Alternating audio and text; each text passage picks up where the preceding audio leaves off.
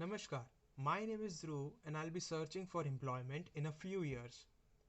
And with me, there will be millions with whom I'll be competing with.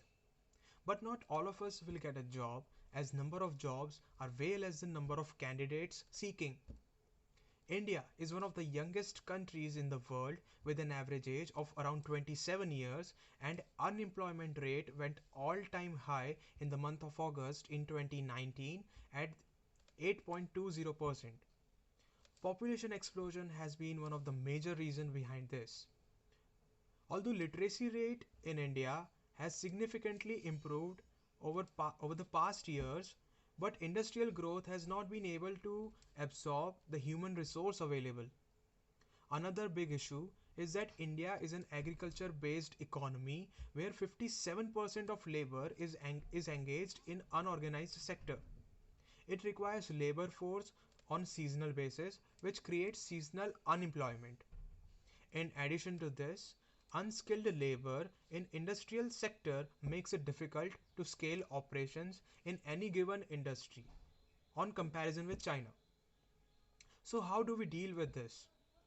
Population control will definitely play a major role in this. We have to shift from an agriculture based economy to an industrial based economy. Small and medium scale manufacturing industries should be encouraged to expand by providing loans at low interest rates. Post secondary education should be enhanced with modern requirements and industrial solution.